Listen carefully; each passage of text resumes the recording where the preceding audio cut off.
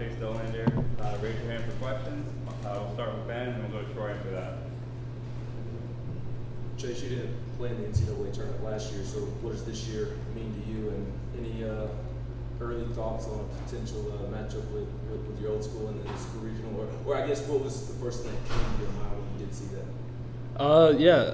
To go back to your first question, yeah, it means a lot to me just because we're able to compete more and be able to see this team do what they do for as long as we possibly can. But being able to possibly face Georgia Southern again would be awesome for me, just so I can give it to those guys one more time. It's really good for those guys because they played really well towards the middle end of the season and they really deserve it. So it's really good to see them have that regional at Statesboro. Jason, I know there have been a few balls this year where you didn't think they were getting out of this park and they ended up getting out. But do you think that there's a benefit to you kind of having so many innings in this ballpark and what looks like it's going to be an offensive field weekend? Yeah, I'd say so. Obviously the ball flies here at Lindsey Nelson, but to have those innings, like you say, it can be really advantageous for us pitchers, just so that we know how to pitch to people and where to throw to them, so they don't get it elevated where the wind can take it out, or it can get elevated and just fly out just because of how it is. And it's going to be hot too, so the balls are going to be jumping a little bit more. So it can be really advantageous to us pitchers that we know how to pitch and know what the environment will be like in Lindsey Nelson. Your start probably is going to be against one of those teams that hit a lot of home runs. How do you as a pitcher just kind of stick with your controllables and not let that kind of get in? It just goes back to just doing what you do every outing, just throw strikes. Obviously they're going to put a couple barrels on it, and if they do, oh well, tip your hat and keep going. That's something that I've worked a lot on while I'm here, and it's something I kind of struggled with when I was at Georgia Southern, and just kind of that stuff kind of getting to me. But now that I've matured more than I have in probably the last 10 years just being here, it really doesn't bother me as much, just because I know that they got me once, but I'm gonna see them again, so I'm gonna get them that time. And that's just kind of how I think about it and how I prepare. How has that maturation happened here, and how has Frank helped you in that? So I'd have to go back to probably my visit, just because I had a really good talk with Coach A, and I had a really good talk with Coach Q, who was the strength coach at the time. But throughout the fall, he just really told me, you're going to be one of our guys, so we need you to mature up a little bit and handle and not show the body language and stuff like that. I had a little bit of a problem doing that at Georgia Southern, but he's really helped me figure out who I am and figure out who I am as a pitcher, and that's really helped me lead to my success over the year. Chase, there are guys on this team that have been at this stage of the postseason before, and then there are guys who this is their first time there. Just what are the conversations like among the team, and kind of what's the advice that some of those guys that have been here before are giving to guys that haven't? Yeah, obviously this is going to be going around the locker room that we're in the regional and we have good teams coming to us. In this time of year, no team is going to be bad. It's just how it is. But throughout the locker room, we've just been kind of talking about, stick to our game, and if we stick to that, we'll be good. We're playing some really good baseball right now. I've obviously said that we're still not playing our best. There's always things you can work on and stuff like that. But yeah, it's just kind of sticking to our game, and if we do that, we'll be just fine. John?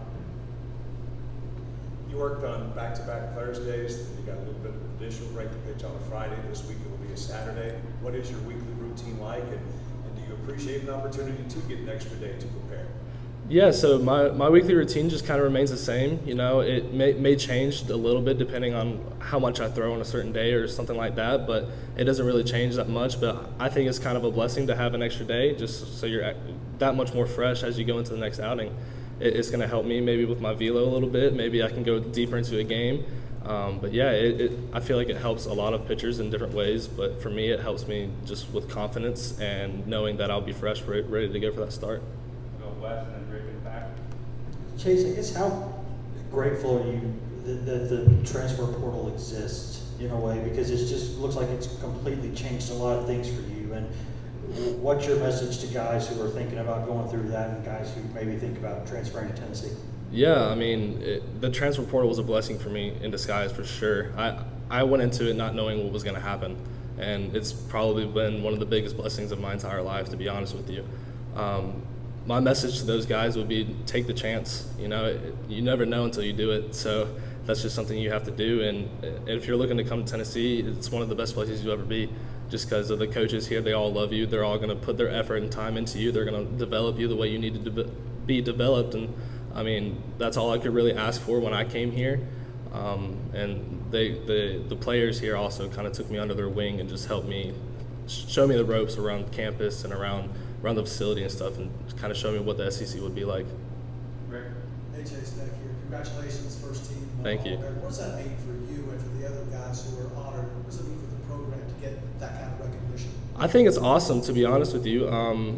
You know, obviously Trey, I feel like Trey and Gilby probably should have both got first team, but that, you know, that's out of our control. But for the program, I think it's great. Just it shows how well we are developing guys. You know, obviously we're not really looking too much into that, just because that's not what we're focused on. We don't really focus on personal accolades. We kind of focus on what the team has and what we are going to get as we go into the future. You know, our focus is on Friday, like Evan said, and just trying to keep going until we get to Omaha and win the thing. Ben and Joseph. Chase, winning SEC Pitcher of the Year, just how much did that mean to you, and what do you think the biggest hurdle or biggest adversity you had to overcome that helped you win that award? It means a good bit to me, to be honest with you. I try and hide it as much as possible, just because I don't want people to think, you know, he's cocky, he won Pitcher of the Year or whatever. But you know, like I said, we're not really focused on personal accolades. It's more about what the team has and what the team's going to get. But can you ask that second question again? Sorry. Just the biggest adversity you had to overcome. Right. So my biggest adversity would probably be just facing SEC hitters. You know, they're a lot better than what I was facing at maybe Georgia Southern. Obviously, I faced Tennessee's lineup last year, but just going into that, just having that mentality of that Coach A helped me get, just having that mentality of, you know, here it is, you can hit it. I mean, this kind of a mentality I've adopted has really helped me thrive as a pitcher here. I don't know if you've watched any of Blade last year, but this year through his injury, you know, through the fall, and to now where he's getting the ball on Friday night, just where have you seen him progress, and what makes him that opening guy starter? So I watched a little bit of Blade last year, and I could definitely see that he has talent. I didn't know how hard he worked and what he did during his off time, but seeing him this year in the locker room, dealing with his injury, he's obviously had to go through a lot of adversity, like Evan said, with that injury, but he's kind of switched gears in a way, just so that way he's ready for each and every start and each and every outing that he's going to get. And that's something that not a lot of pitchers do. They kind of just kind of wing it, but he has a set plan. He has a set routine that he does. He has a set arm care that he does, and that's just something awesome to see a young guy like him do. And it's a testament to where he's going to go in the future, in my opinion. Finish with Jay. Guys have talked about the difference between Drew on and off the field. I'm curious, what was it like last year for you watching him kind of talk trash around the bases versus spending time with him this year? I always tell people that he's one of those guys you never want to face, but when you're on his team, you love him. Like I've said multiple times, the guy in the locker room is one of the nicest guys you ever meet. He hypes you up, he brings you up, and then you have the Drew Gilbert in between the lines, who's a competitor, and he's ruthless, and he'll do anything he can for his team to win, and it's awesome. How much better do you like him now? I love him. I love Gilby so much. Having him in the field especially is awesome, just because you know he's going to give you everything he has to be able to make plays and be able to hit too. Thanks, Chase. Thank you, guys.